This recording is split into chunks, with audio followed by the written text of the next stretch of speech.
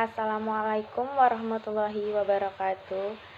Sebelumnya saya ingin memperkenalkan diri terlebih dahulu. Perkenalkan, nama saya Winda Presika dengan NIM 2107436. Di sini saya akan sedikit menjelaskan atau memaparkan tentang kata ganti. Nah, selanjutnya di sini itu saya akan menjelaskan apa itu kata ganti. Jadi kata ganti atau pronomina ialah kata yang dapat menggantikan kata benda. Karena dapat menggantikan kata benda, kata ganti ini digolongkan sebagai kata benda. Kata ganti ini dapat dibagi atas beberapa jenis, yaitu ada kata ganti orang, ada kata ganti penunjuk, dan ada juga kata ganti penanya. Baik, di sini saya akan menjelaskan apa itu kata ganti orang. Kata ganti orang atau pronomina persona ini ada 3 macam. Ada kata ganti orang pertama, ada kata ganti orang kedua, dan ada kata ganti orang ketiga. Kata ganti orang pertama ini dibagi lagi menjadi 2 macam. Ada kata ganti orang pertama tunggal dan ada kata ganti orang pertama jamak. Jadi contoh kata ganti orang pertama tunggal itu ada ulun atau ulung yang artinya saya, dan ada juga lon atau long yang artinya saya. Contoh kalimatnya itu seperti long kurang sehat uronyo yang artinya saya kurang sehat hari ini.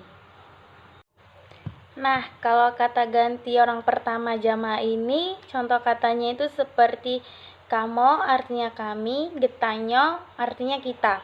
Nah, kalau contoh kalimatnya itu seperti getanyo hanjet lagenyan sabe, yang artinya itu kita nggak boleh kayak gitu selalu. Baik, saya akan menjelaskan kata ganti kedua.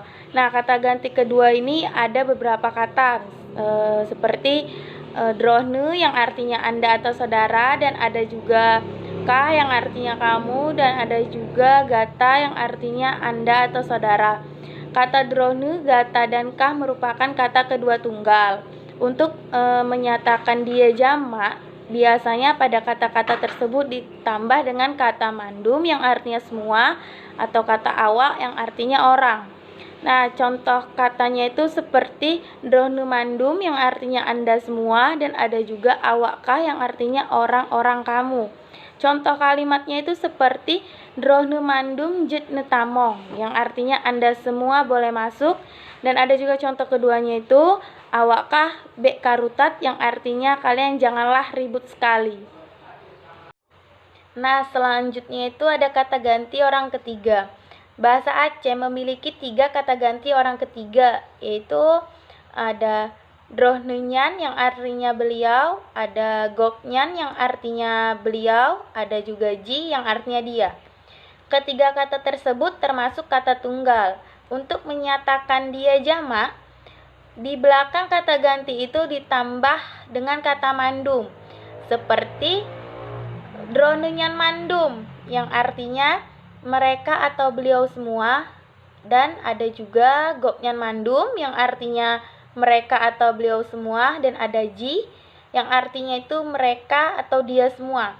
Nah, contoh kalimatnya itu seperti bunokon watelong goknyan mandum yang peget, yang artinya tadi kan waktu saya lihat orang itu semua yang bikin.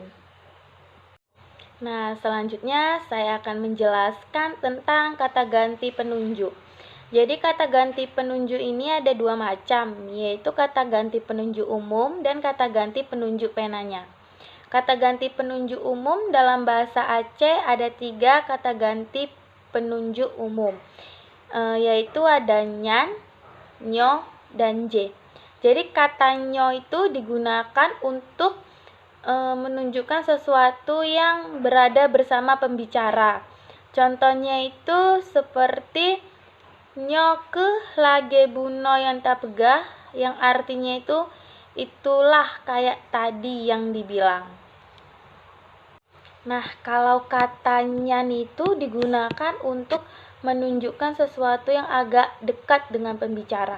Contoh kalimatnya itu seperti lemonya jitasi tun uke, yang artinya lembu itu bisa disembelih tahun depan.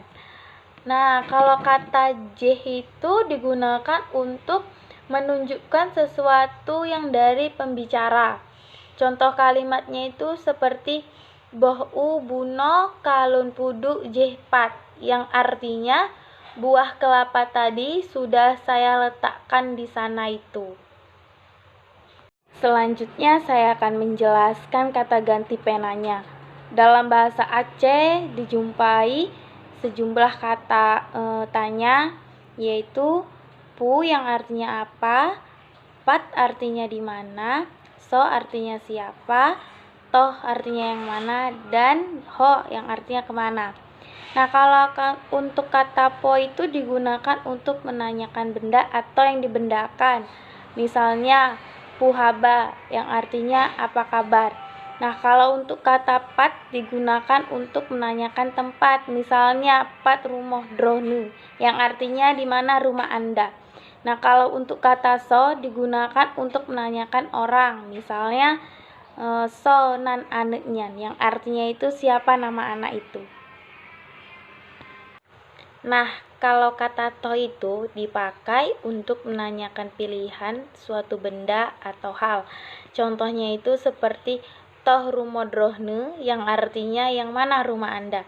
Nah, kalau kata ho itu digunakan untuk menanyakan arah. Misalnya hanakutuho yang artinya tidak saya ketahui. Baik, sekian dari penjelasan saya. Lebih dan kurang saya mohon maaf. Saya akhiri. Wassalamualaikum warahmatullahi wabarakatuh.